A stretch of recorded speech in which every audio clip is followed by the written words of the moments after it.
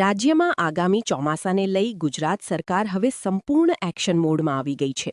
સતત પડતા વરસાદ, વાવાઝોડા અને પવનના કારણે દર વર્ષે ઊભી થતી વીજ અવ્યવસ્થાને લઈને સરકારે આ વખતે વીજ વિતરણ કંપનીઓ સામે કડક વલણ અપનાવ્યું છે.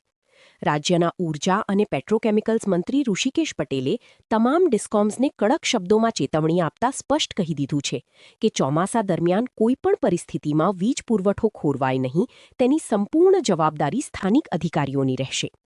સરકાર દ્વારા મોકલાયેલા પત્રમાં દરેક સબ ડિવિઝન અને સર્કલ કક્ષાના અધિકારીઓને તાત્કાલિક અસરથી ફિલ્ડમાં ઉતરી તમામ ફીડર, ડીપી બોક્સ, ટ્રાન્સફોર્મર, વીજ લાઇનો અને ઇલેક્ટ્રિકલ સાધનોની ચકાસણી પૂર્ણ કરવાનો આદેશ આપવામાં આવ્યો છે.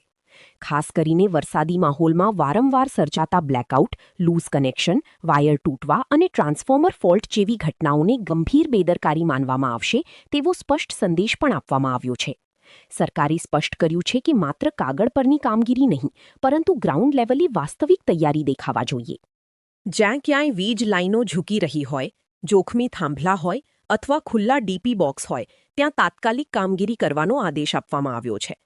કોઈપણ પ્રકારની જાનહાનિ કે વીજ અકસ્માત સર્જાશે તો સંબંધિત અધિકારીઓને સીધા જવાબદાર ઠેરવવામાં આવશે. આ વખતે સરકારે માત્ર સૂચના આપીને હાથ ઝાડી લેવાની જગ્યાએ સેલ્ફ કમ્પ્લાયન્સ રિપોર્ટ ફરજિયાત કર્યો છે. તમામ વીજ વિતરણ કંપનીઓએ 5 જૂન 2026 સુધીમાં પોતાની કામગીરીનો વિગતવાર અહેવાલ ગુજરાત ઊર્જા વિકાસ નિગમ લિમિટેડ GUVNLને સોંપવાનો રહેશે. ત્યારબાદ સમગ્ર રાજ્યની સ્થિતિનો અહેવાલ ઊર્જા વિભાગ સમક્ષ રજૂ થશે.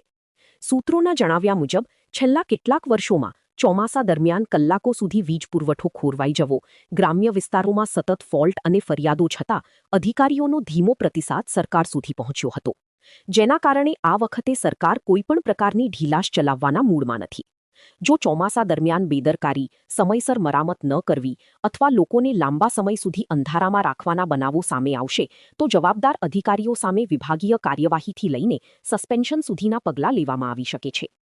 રાજ્ય સરકારના આ કડક આદેશ બાદ હવે સ્થાનિક વીજ તંત્રમાં દોડધામ મચી ગઈ છે અને વિવિધ વિસ્તારોમાં પ્રી મોન્સૂન ચેકિંગની કામગીરી તેજ બની હોવાનું જાણવા મળી રહ્યું છે.